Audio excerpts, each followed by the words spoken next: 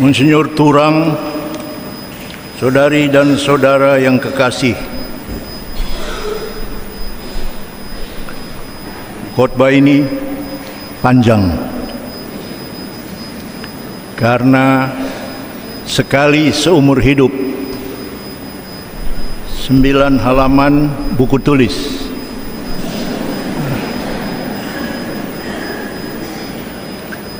Kalau ada yang mengantuk, silakan tidur. Yang penting waktu kolekte bangun. Kalau ada yang bosan, silakan keluar. Yang penting waktu kolekte masuk lagi.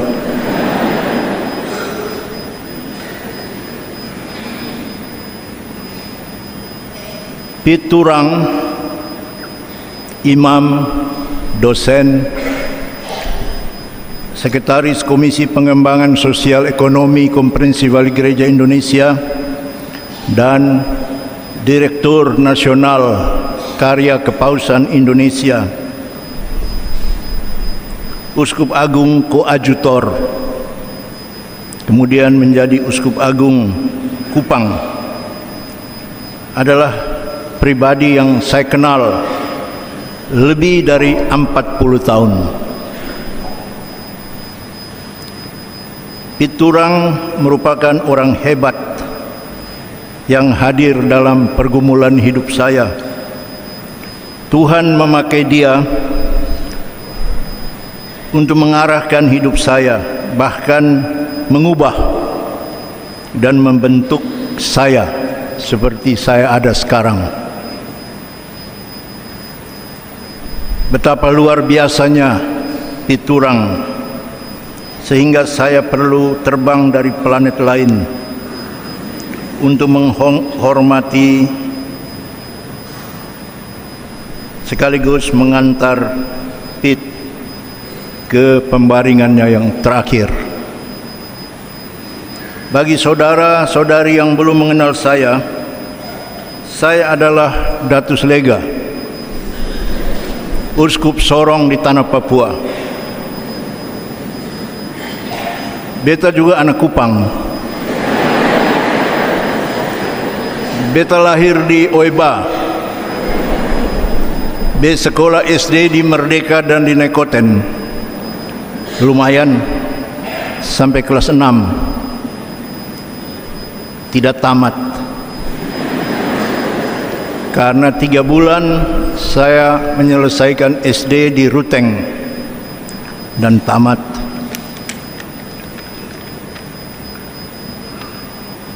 Ketika selesai belajar di luar negeri, saya melamar dan bekerja di sebuah paroki Juni 1994.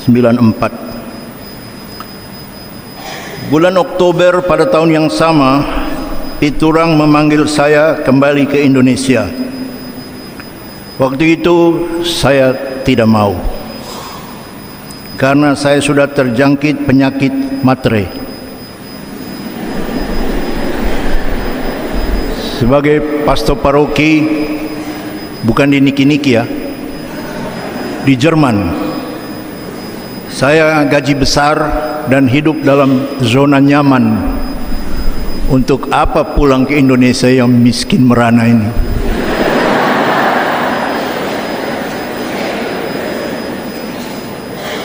Tapi Piturang berhasil mempengaruhi Bapak Uskup saya, Monsinyur Edward Sangsun SVD, yang menulis sebuah surat, mengirimkannya melalui fax, yang menghina saya. Antara lain, tidak persis tapi isinya tulis, Uskup Sangsun baru sekolah sedikit saja sudah sombong.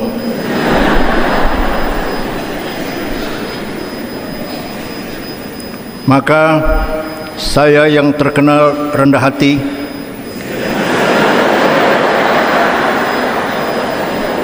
pulang pada November 1994 dan mengikuti sidang tahunan KWI yang terhormat itu. Pada akhir masa sidang tahunan 1994, Sekretaris Jenderal Monsinyur Martinus Situmorang antara lain mengulangi memperkenalkan pejabat-pejabat baru dalam lingkungan Konferensi Wali Gereja Indonesia. Sekretaris Komisi PSE KWI Romo Hilarion Datus Lega diturang kasih kode dengan main mata supaya saya berdiri. Saya tidak mau.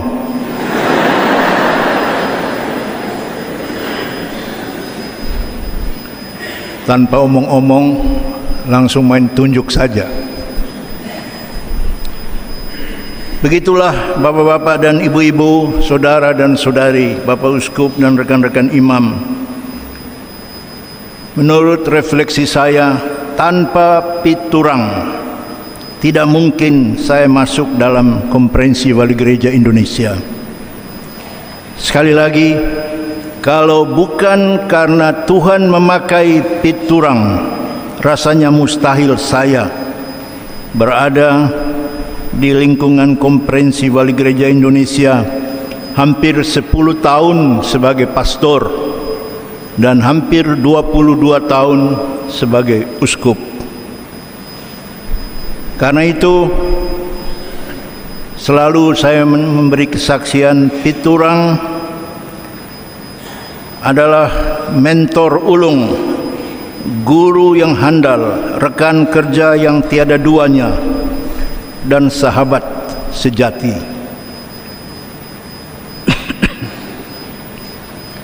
Pelajaran terpenting dari piturang bagi saya dan mudah-mudahan bagi rekan-rekan imam, bagi Bapak Uskup adalah menghormati dan mencintai imamat. Kami ini, kita ini, para imam, uskup, bukan siapa-siapa dan bukan apa-apa kalau bukan imam.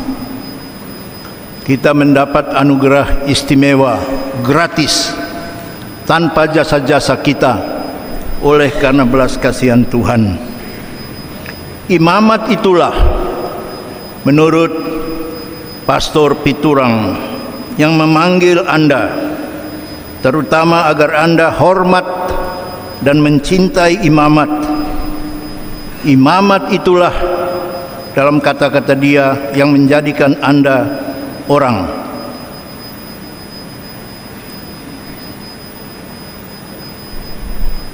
Piturang dan saya tidak pernah lupa, karena kami sama-sama bekerja di lingkungan Konferensi Wali Gereja Indonesia di Jakarta. Tadi saya mengatakan saya hampir 10 tahun, beliau lebih lama dari saya, 14 tahun. Sebagaimana Anda, kami juga menyadari kami tinggal di Jakarta, sebuah kota metropolitan. Saya sebut satu contoh ini saja, tantangan untuk imam menghayati imamatnya. Jakarta adalah kota metropolitan dengan 1000 janji, dengan 1.000.000 impian. Tapi kota itu juga adalah kota dengan serba-serbi godaan. Piturang muda, Anda mungkin belum menyaksikannya, adalah manusia yang paling ganteng di seluruh ibu kota Jakarta.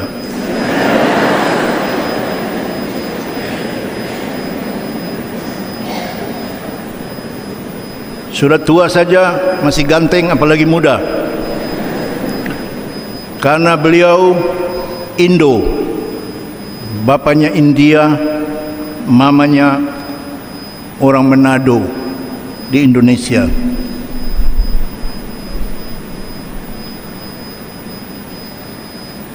Tapi bapak-bapak dan ibu-ibu, saudara dan saudari sekalian,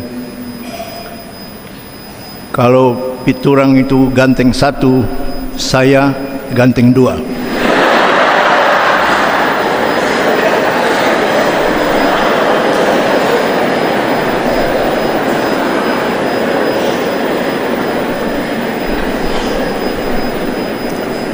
Sekarang saja Anda lihat saya gembrot, tapi dulu Lang Sing Sing, top Marco top. Kalau beliau Indo dari garis ayah, saya juga Indo dari garis ibu. Ibu saya orang Atapupu, keturunan Maliana, Timor Leste.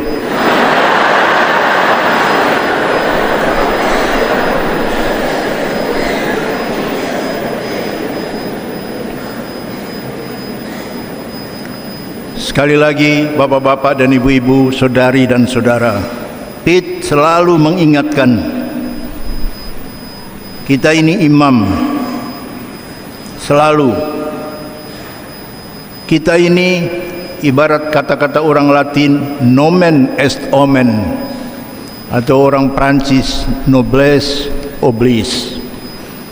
Imam harus hidup dan menghayati imamatnya sesuai dengan namanya, imam. Bukan hanya menghayati secara biasa, tapi mencintainya dengan luar biasa. Sehingga salah satu versi Piturang yang amat mengesankan adalah mencintai imamat dalam bentuk bersekutu dengan para imam dalam organisasi yang disebut Unio. Beliau salah satu yang mendirikan dan membesarkan Unio Indonesia bersama dengan Bapak Uskup Bandung waktu itu, kemudian Monsinyur Alexander Joyo, Bapak Uskup Ketapang, kemudian Monsinyur Blasius Pujorharjo, dan Monsinyur Valentinus Kartosiswoyo.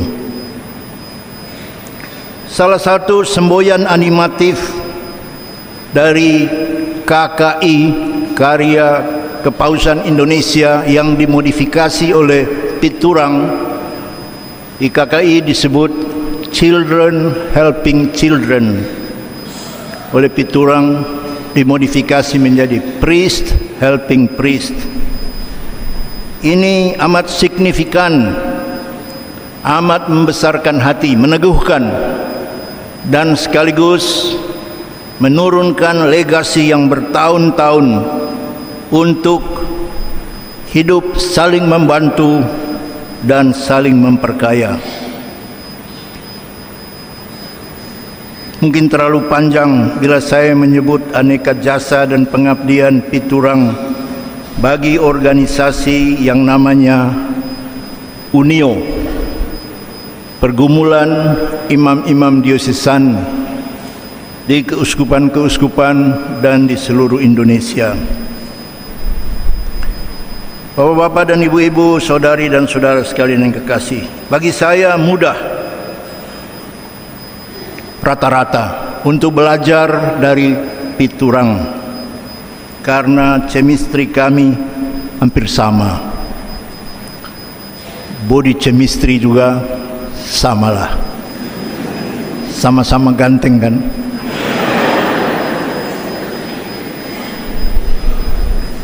Sama-sama suka bekerja maksimal, sama-sama dalam keyakinan mencintai imamat, sama-sama suka mandiri dan kemandirian, sama-sama perokok berat.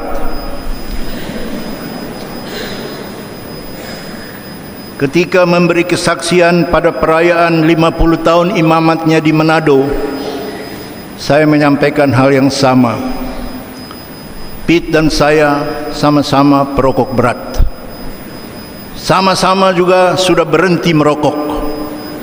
Saya sudah 11 tahun berhenti merokok. Piturang waktu itu 11 hari.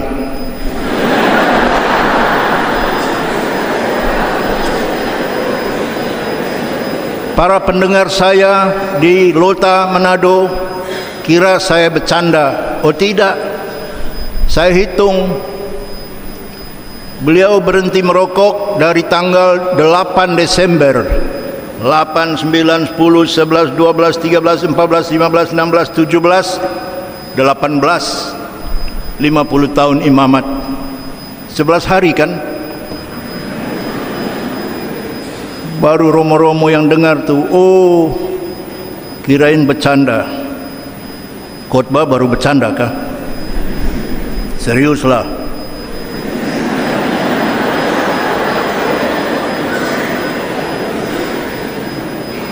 Satu yang menjadi kenang-kenangan manis yang mengikat persahabatan kami adalah Piturang dan saya ini sama-sama imam projo yang lama sekali ditugaskan di luar keuskupan sendiri.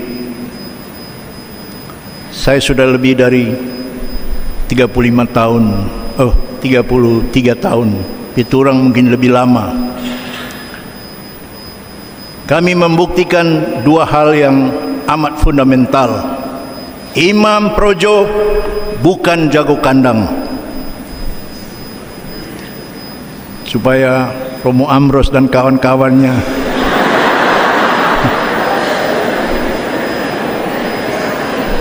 jangan kamu sombong di Kupang ini. Wawasan masih kurang, jam terbang keok, hanya mengaku-mengaku saja. Kedua, bapak-bapak dan ibu-ibu sekalian, imam projo adalah imam gereja Katolik universal, imam misioner global. Kita bukan terputar-terputar saja di Weleta,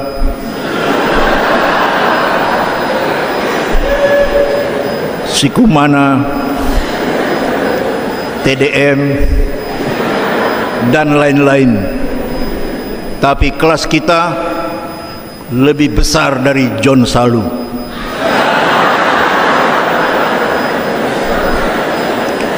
Itu hanya mengaku misionari Sang Sabda, tapi tidak pernah baca firman. Piturang dan saya, imam diosesan, baca firman dalam bahasa Italia, dalam bahasa Inggris, dalam bahasa Jerman, dalam bahasa Dawan.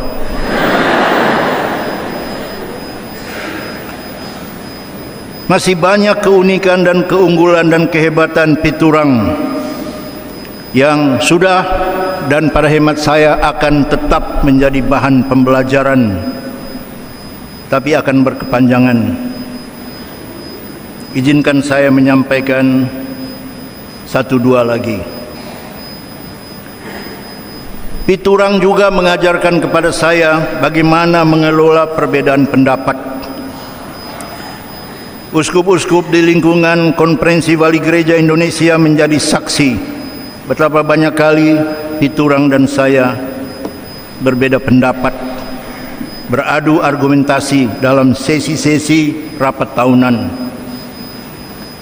Dalam bahasa Papua, kami dua ini suka baku melawan. Tapi sebenarnya berbeda pendapat untuk membuktikan satu hal yang amat hakiki. Seperti saya, Piturang juga bukanlah kebenaran mutlak. Kita sama-sama mencari kebenaran dengan bergumul dalam percaturan pemikiran untuk menghasilkan yang terbaik yang bisa kita hayati dan lakukan bersama-sama.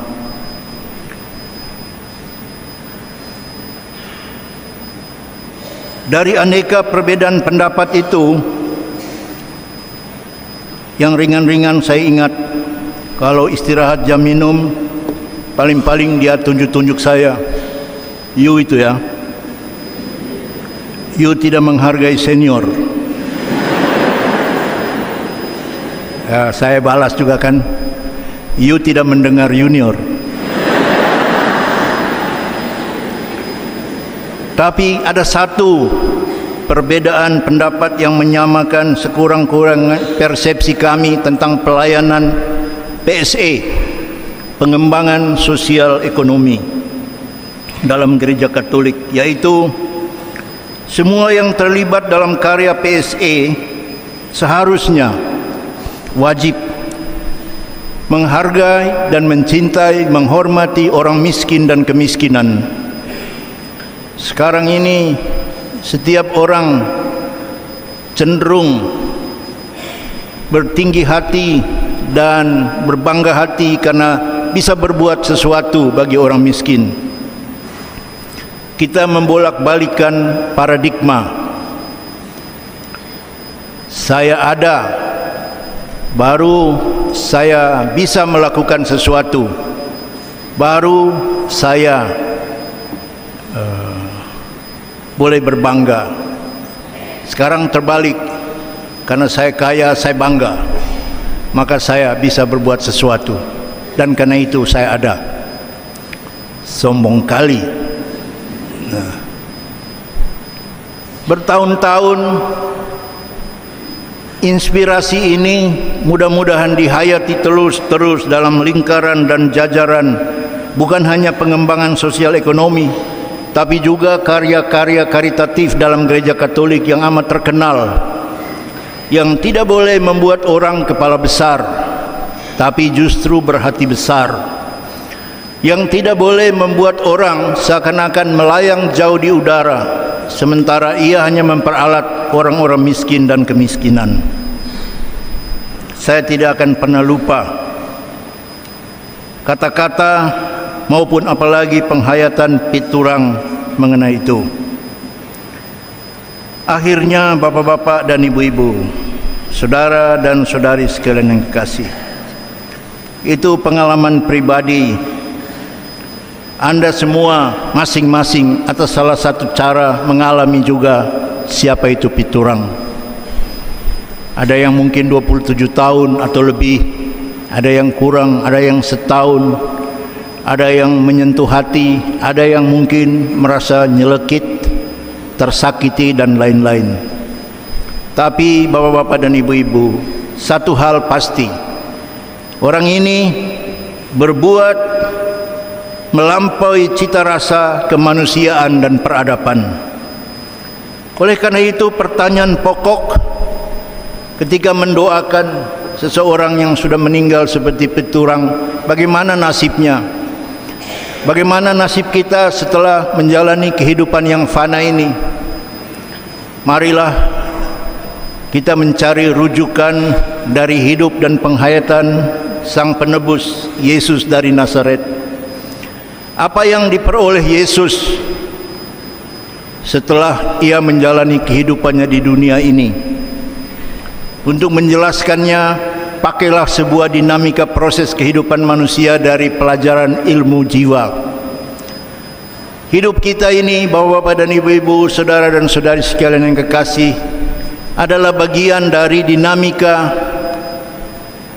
memberi dan menerima, give and take. Apa yang kita terima bergantung sangat dari apa yang kita beri. Kalau Anda ingin menerima senyuman, berilah senyuman.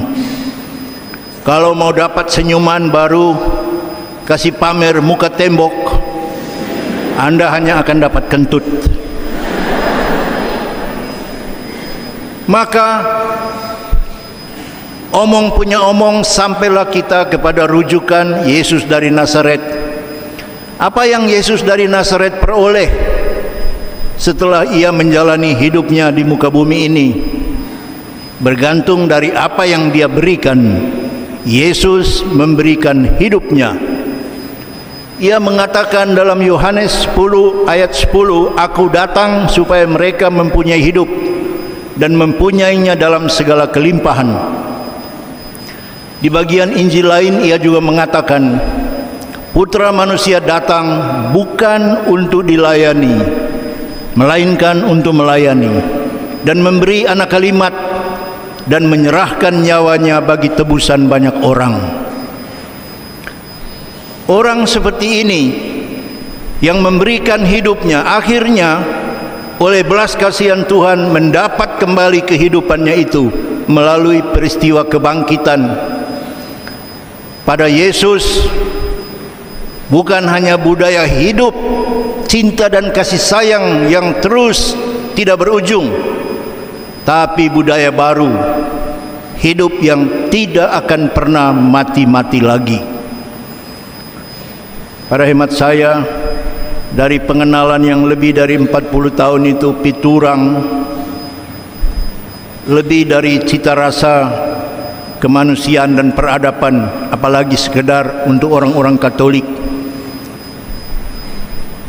Sekurang-kurangnya bagi saya tergambar dalam moto episkopalnya, per transiit bene faciendo. Ia berkeliling sambil berbuat baik. Oleh karena itu dalam kamus hidupnya bagi saya Piturang adalah orang yang mempromosikan dan menyatakan gelombang demi gelombang kebaikan. Oleh karena itu orang seperti dia menerima kembali kebaikan itu dalam bentuk hidup yang tidak akan pernah mati-mati lagi. Saya memilih penggalan bacaan Injil pada hari ini yang diambil dari renungan Yohanes pasal 14 mengenai keraguan Thomas dan kawan-kawannya. Tuhan, kami tidak tahu jalan kemana Engkau pergi. Karena itu, bagaimana kami akan mengikuti Engkau dan memperoleh tempat yang Kau janjikan? Yesus menjawab, bodoh. Itu tidak ada dalam Alkitab. Itu supaya Anda jangan keluar dan masuk lagi, supaya jangan tidur dan bangun lagi. Tapi Yesus mengatakan, aku adalah jalan, kebenaran dan kehidupan. Itulah jalan yang sudah ditempuh Piturang. Itulah jalan yang diperolehnya kembali. Monsignor Turang, doakan kami dalam nama Bapa dan Putra dan Roh Kudus. Amin.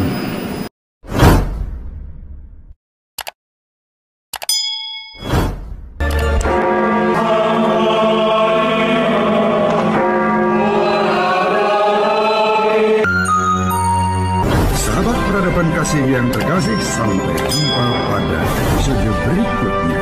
Terima kasih atas kebersamaan kita. Salam peradaban kasih dari Lubis. Berkah dalam